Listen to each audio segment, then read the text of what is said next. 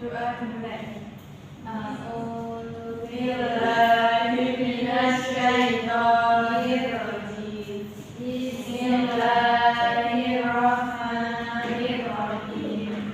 Raditu billahi rabban wa bil islami dinan wa bi Muhammadin nabiyyan wa rasulan. Rabbi zidni ilma warzuqni fahma.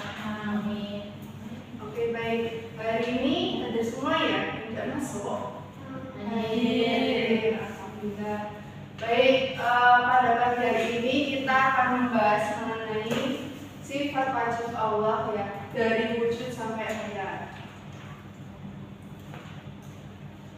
Oke, kita akan membahas mengenai sifat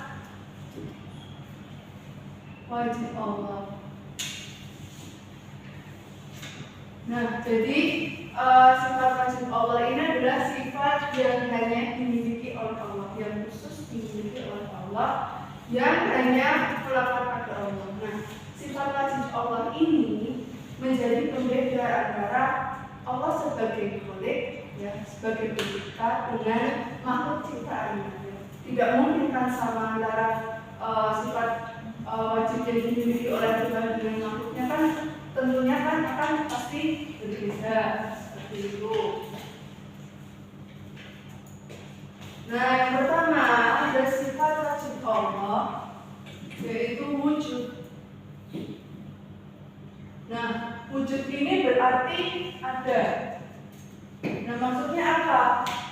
Allah itu kan zat yang pasti ada, yang wajib kita yakini, ya. Masa ya Tuhan yang kita sembah itu tidak ada, ya.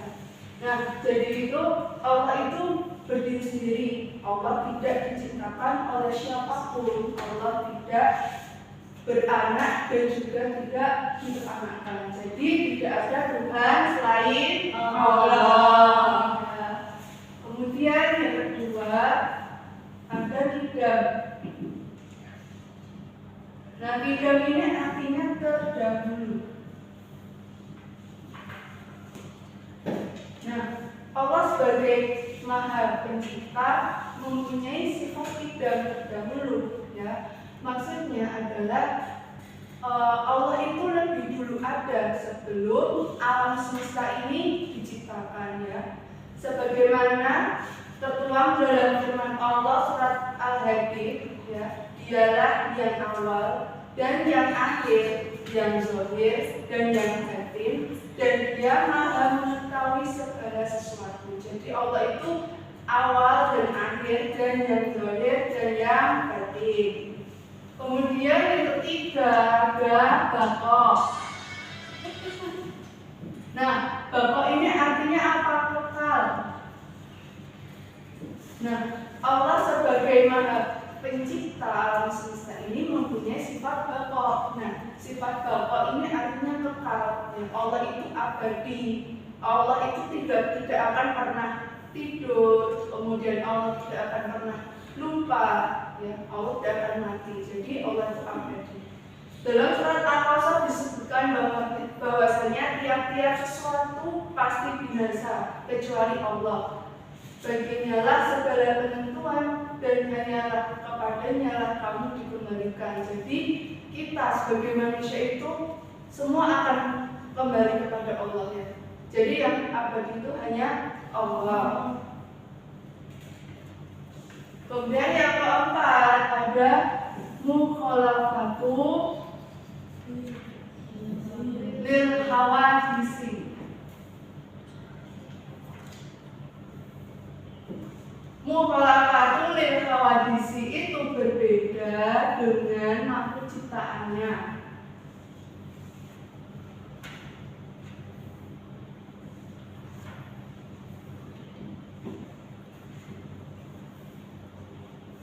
Nah, Allah ini memiliki sifat mukhalafatu lil hawadisi yang pasti akan berbeda dengan makhluk ciptaannya, karena Allah itu kan zat yang maha besar dan Allah tidak ada sesuatu pun yang mampu menandingi kekuasaannya. Dalam surat Al-Ikhlas disebutkan, dan tidak ada seorang Dia, maksudnya setara dengan Allah. Kemudian sifat wajib yang kelima ada qiyamuhu binafsihi. Nah, qiyamuhu binafsihi ini artinya berdiri sendiri. Nah, Allah itu punya sifat qiyamuhu binafsihi, artinya berdiri sendiri. Yang mana maksudnya itu Allah tidak butuh bantuan siapapun, tidak butuh bantuan dari manapun. Ya, beda halnya dengan kita sebagai manusia, ya kita itu makhluk sosial, pastinya butuh bantuan dari tetangga, dari teman. Ya, dalam surat Al-Ankabut disebutkan sesungguhnya Allah benar-benar Maha Kaya, tidak memerlukan sesuatu dari alam semesta. Ya, seperti itu. Kemudian yang keenam ada wahdaniyah. Wahdaniyah ini artinya esa atau tunggal. Ya, jadi Allah itu punya sifat tunggal. Ya, tidak ada sekutu bagi Allah. Ya, dalam surat Al-Anbiya disebutkan seandainya di langit dan di bumi ada Tuhan selain Allah, tentulah keduanya itu akan binasa. Ya, seperti itu. Nah, kemudian ada yang ketujuh ada qudrat. Qudrat ini adalah maha berkuasa. Ya, jadi Allah punya sifat maha berkuasa atas segala alam semesta di bumi ini. Ya, tidak ada yang bisa menandingi kekuasaan Allah. Disebutkan dalam surat Al-Baqarah, sesungguhnya Allah itu berkuasa atas segala sesuatu. Ya. Kemudian ada sifat iradah. Allah punya sifat maha berkehendak. Ya. Nah, Allah punya sifat iradah atau berkehendak itu. Dalam surat Yasin disebutkan sesungguhnya perintahnya apabila dia menghendaki sesuatu hanyalah berkata kepadanya jadilah, maka terjadilah ia. Ya, walaupun kita berpikir bahwasanya sesuatu hal itu mustahil untuk dilakukan, tapi tidak ada kata mustahil bagi Allah, karena kun fayakun, maka jadilah ia.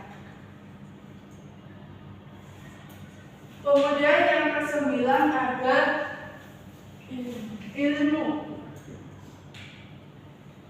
yang artinya yaitu maha mengetahui.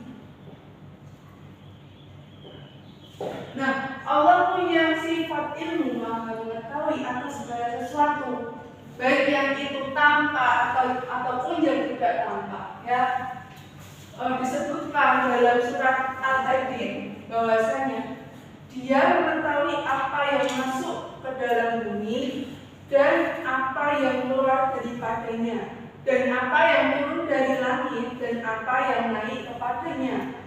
Dan Dia bersama kamu di mana saja kamu berada, dan Allah itu maha melihat apa yang kamu kerjakan. Ya, jadi sekarang itu kita dilihat oleh Allah. Ya, baik itu kita hanya berbisik di dalam hati, itu Allah tahu. Ya, seperti itu. Kemudian yang ke-10 ada hayat, atau Allah itu maha hidup. Nah, Allah itu memiliki sifat maha hidup, ya, seperti Bapak tadi kekal. Ya, Allah tidak akan binasa, Allah tidak akan mati, Allah tidak akan hidup, selalu mengawasi bertanya. Dalam surat Al-Furqan disebutkan, dan bertakwalah kepada Allah yang hidup kekal, yang tidak mati, dan bertasbihlah dengan memuji-Nya, memuji namanya. Seperti itu. Oke, untuk hari ini apakah ada yang mau bertanya sebelum Ibu beri tugas? Belum, Bu. Oke, dan paham semuanya ya. Oke, untuk tugas hari ini Ibu minta anak-anak mencari keutamaan mengenal nama dan sifat Allah. Ya, boleh buka buku, boleh searching. Nah, kemudian nanti jawaban ya seperti itu. Apakah bisa dipahami? Bisa. Baik, Ibu beri waktu 10 menit ya. Iya, Bu.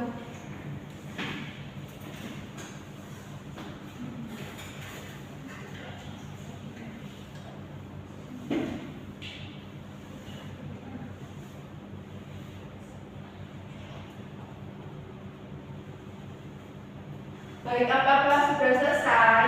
Sudah. Silakan yang mau masuk depan, nanti Ibu beri nilai.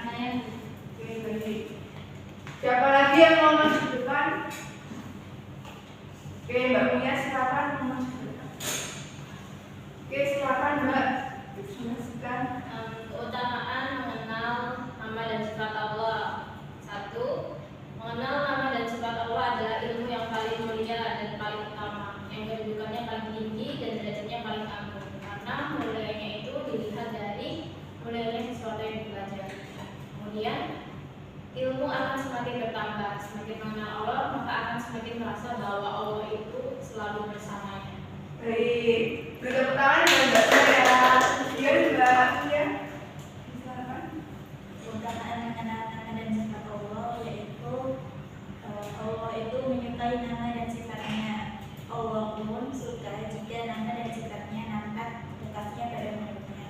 Inilah bentuk kesempurnaan Allah. Yang kedua, manusia diciptakan untuk menyembah Allah semata dan mengenalnya, yang tertuang pada Quran surat Az-Zariyat ayat 56, yang artinya, dan aku tidak menciptakan jin dan manusia melainkan supaya mereka mengabdi kepadaku. Baik, beri tepuk tangan buat Mbak Mia dan Mbak Ina ya. Boleh kembali. Tadi Mbak Mia absen berapa tadi? 1 Mbak Ina ya. 3. Baik. Oke, untuk kesimpulan hari ini ya. Siapa yang mau menyimpulkan materi hari ini? Saya mau. Baik, silakan. Kesimpulan materi pada hari ini terkait sifat wajib Allah, yaitu yang pertama sifat nafsiyah, yaitu sifat yang berhubungan dengan zat Allah. Yang satu yaitu contohnya wujud. Kemudian ada sifat kafiyah, yaitu sifat yang menghilangkan sifat-sifat yang tidak layak atau tidak sesuai dengan kesempurnaan Allah.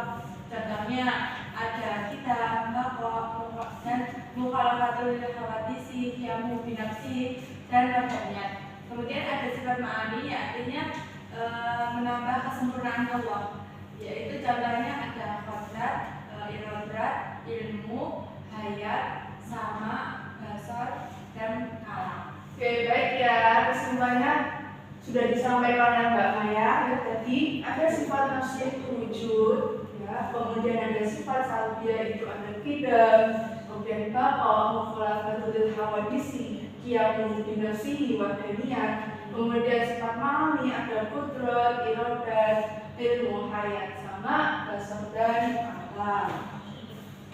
Ya. Kemudian jangan lupa PR-nya ya, membaca buku paket halaman 23 sampai 24, yaitu lanjutan sifat wajib Allah ya. Mulai dari sama sampai muka kalimat ya. Jadi PR-nya baca buku ya. Iya, Bu. Oke, sebelum Ibu akhiri pembelajaran, marilah kita membaca doa kafaratul majlis. Subhanallahumma wa bihamdika asyhadu an la ilaha illa anta astaghfiruka wa atubu ilaik. Baik, cukup sekian dari Ibu. Apabila ada kesalahan, mohon maaf yang sebesar-besarnya. Wabillahi taufiq wal hidayah. Wassalamualaikum warahmatullahi wabarakatuh. Waalaikumsalam warahmatullahi